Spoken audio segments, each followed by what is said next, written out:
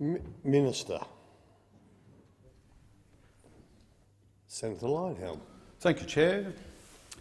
I didn't speak on this bill, the Australian Education Amendment Bill 2017, during the second reading debate, so I thought I'd take this opportunity while Senators O'Brien and Collins are changing over to explain my opposition to the government school funding deal before the Senate.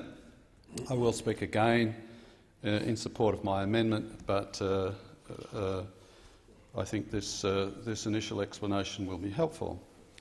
Einstein said that insanity was doing the same thing over and over again and expecting a different result. We all know that paying all teachers more doesn't improve school education outcomes. We know that governments that spend up big in their first budget don't fix the mess closer to an election. We know that when Liberal governments have adopted Labor-Green policies, they lose Liberal votes but don't pick up Labor-Green votes. And we know that governments that borrow incessantly eventually cause mass hardship for the people. Yet on each count, the government school funding deal is making these same mistakes we've seen in the past. When Labor was in government, it was clear that the previous increases in school funding had not improved the quality of school education. But despite this, Labor sent terms of reference to David Gonski that did not require his recommendations to fit within the spending envelope of existing spending. Unsurprisingly, Gonski's recommendations called for increased spending. Labor adopted such spending increases as policy, and Labor legislated for these spending increases in the Australian Education Act of 2013. In the 2014 budget, the Abbott government instead proposed that from 2018 Commonwealth school funding should be increased in line with CPI and student numbers. This was a step in the right direction. But the Abbott government never bothered to enact this proposal, so to this day Labor's approach remains the law of the land. The Parliamentary Budget Office has advised me that the existing law requires nearly $20 billion more Commonwealth school funding over the next decade than Abbott's proposed approach. So when the Turnbull government proposed to increase Commonwealth school funding compared to Abbott's approach by $18.6 billion over the next decade, and when Turnbull actually planned to legislate to convert his proposal into law, I was inclined to support Turnbull's legislation. But Senator Leyonhjelm, I may just take this opportunity to remind you that we refer to others for their official title, with their official title. Yes, Chair. I accept your point. I suppose I'm using shorthand for the Turnbull government, the Abbott government. It wasn't intended to be disrespectful to people in the other place. Now, the parliamentary budget has confirmed to me that passing Mr Turnbull's bill would reduce Commonwealth government funding over the coming decade by $1.2 billion compared to what the current law requires. Despite the government's claim that it was increasing school funding, this was compared to the unlegislated fantasy of the Abbott government.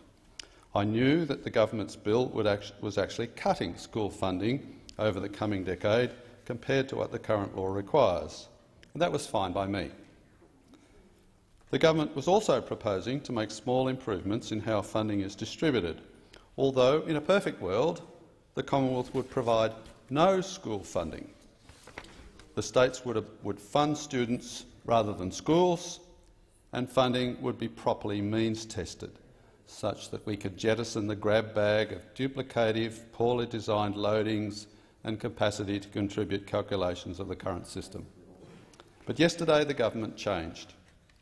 It proposed a further $4.9 billion in Commonwealth school funding over the coming decade and has prepared amendments to its own bill to make this funding boost the law of the land. So now the government is planning to increase Commonwealth school funding over the coming decade by $23.5 billion compared to Mr Abbott's approach. And crucially, this also means that Commonwealth school funding compared to the current law of the land is set to increase by $3.7 billion. Within a day, the government's approach to schools has morphed from a spending cut to a spending splurge. This despite the evidence that school funding does not determine school performance. Despite the evidence that fiscal responsibility is required early in a parliamentary term, despite the evidence that adopting Labor-Green policies doesn't make Labor-Green voters vote Liberal, and despite the evidence that a government's incessant borrowing eventually causes mass hardship for the people.